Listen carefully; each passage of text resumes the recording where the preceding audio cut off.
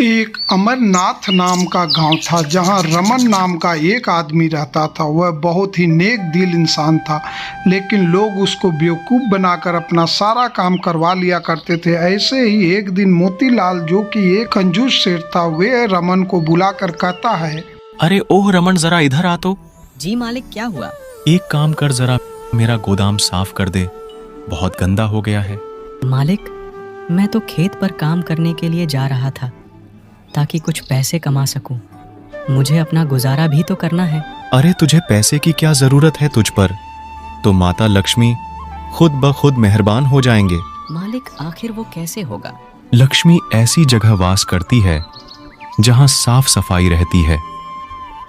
तो अगर तू मेरा गोदाम अच्छे से साफ सुथरा और एकदम चकाचक कर देगा तो माता लक्ष्मी तुझसे बहुत प्रसन्न हो जाएंगे और खुद चलकर तेरे घर आ जाएंगे। रमन मोतीलाल का काम करना नहीं चाहता था, पर वो मना नहीं कर पाता और उसकी बात मान जाता है।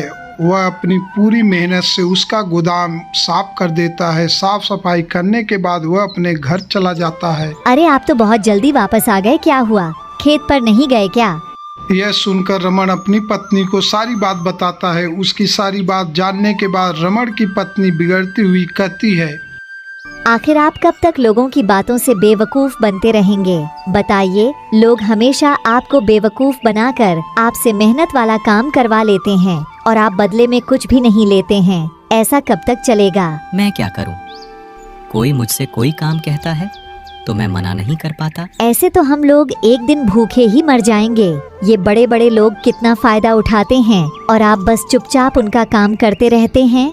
कोई बात नहीं कमला, एक ना एक दिन मुझे मेरे कर्म का फल जरूर मिलेगा। भगवान के घर देर है, अंधेर नहीं। वो बात तो आपकी सही है। भगवान तो अपने भक्तों की हमेशा सुनता है, लेकिन हमें भी तो मेहनत करनी पड़ती है।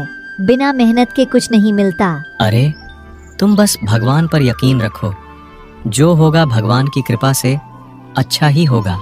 लेकिन अभी मैं क्या करूं? घर में खाने को केवल आज रात का ही राशन है। अगर ये भी खत्म हो गया तो कल खाने के लाले पड़ जाएंगे। भाग्यवान, तुम कल की चिंता मत करो। कल मैं कुछ न कुछ इंतजाम जरूर कर लूंगा, ये मेरा वादा है। आप कहते हैं तो ठीक है। मैं तो भगवान और आपके ही भरोसे जी रही हूँ। तभी उनके दरवाजे पर एक अम्मा आती हैं और कहती हैं, अरे कोई है क्या जो मुझ गरीब की मदद करे?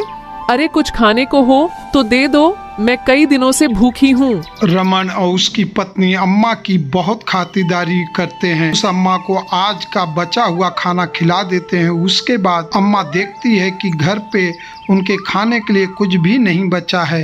बेटा, तूने सब कुछ मुझे खिला दिया, अब तू और तेरी बीवी क्या खाएंगे? कोई बात नहीं है अम्मा, अतिथि तो भगवान समान होता है, तो पहले भगवान को भोजन कराना चाहिए। और वैसे भी हम तो कुछ भी खाकर काम चला लेंगे। आपका पेट भर गया, यही हमारे लिए बहुत है। तुम्हारी ऐसी सेवा भक्ति देखकर मैं तो बहुत प्रसन्न हो गई हूँ। आजकल भला कौन किसी भूखे को खाना खिलाता है? तुम लोग धन्य हो। तभी एक रोशनी होती है। देखते ही देखते अम्मा अपने असली रूप में आ जाती हैं। वो कोई और नहीं बल्कि धरती माता होती हैं, जो भेष बदलकर रमन के घर आई होती हैं। धरती माता को देखकर दोनों प्रणाम करते हैं। तब धरती माँ उन दोनों से कहती हैं, मैं तुम दोनों के स्वभाव से बहुत खुश हूँ। तुम दोनों बहुत ही नेक दिल हो। खुद के पास भोजन ना होते हुए भी तुमने एक अनजान को अपना खाना दिया। बताओ क्या चाहिए? माता, आपने हमें दर्शन दिए, हम तो वैसे ही धन्य हो गए। हमें और कुछ नहीं चाहिए। तुम दोनों का इतना नेक दिल है कि मैं तुम दोनों से बिना मिले नहीं रह पाई, इसीलिए मैं तुम दोनों से मिलने तुम्हारे पास आ गई। तुम दोनों मुझे माँ मानते हो, तो बताओ मैं तुम्हारे लिए क्या कर सकती हूँ? मैं तो एक मामूली सा इंसान हूँ।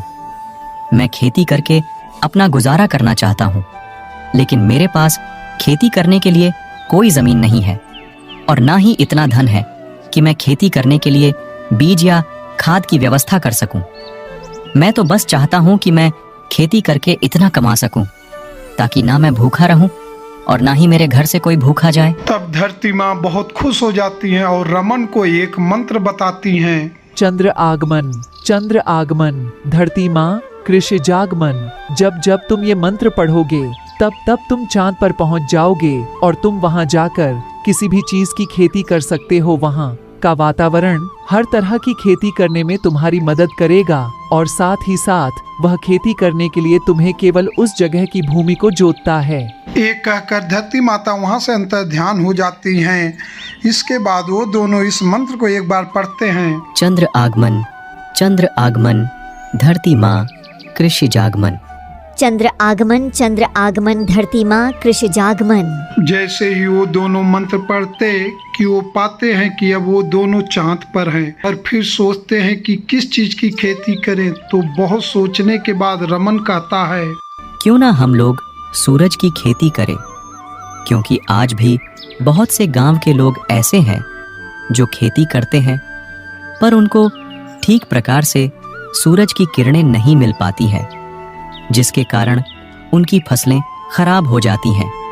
यह तो बहुत ही अच्छा विचार है, हमें ऐसा ही करना चाहिए। यह सोचकर दोनों चांद पर खेती करना शुरू कर देते हैं और थोड़े ही दिनों में उसमें बहुत सारे सूरज दिखाई देने लगते हैं। धरती माँ ने जैसा कहा था वैसा ही हुआ है। देखो कितने सारे सूरज निकल आए हैं। वे लोग धरती पर आ जाते हैं और पूरे गांव में सबको बता देते हैं कि जिनको भी सूरज चाहिए वे कुछ पैसे ही देकर सूरज खरीद सकते हैं। इस पर गांव वाले हैरान हो जाते हैं और सूरज खरीदने के लिए तैयार हो जाते हैं। रमन सभी गांव वालों को सूरज दिखाता है तो सभी हैरान रह जाते हैं। रमन के घर के बाहर बहुत सारे भीड़ इकट्ठा हो जाती है। रमन सभी लोगों को सूरज बांट रहा होता है तो सभी लोग सूरज ले जाकर अपने खेतों में लगा देते हैं, जिससे उनके अच्छे फसल होने लगते हैं। प्रकाश मिल रहा होता है, उनकी फसलें अच्छी होने लगती हैं और रमन और उसकी पत्नी खुशी खुशी अपना जीवन व्यतीत करने लगते हैं।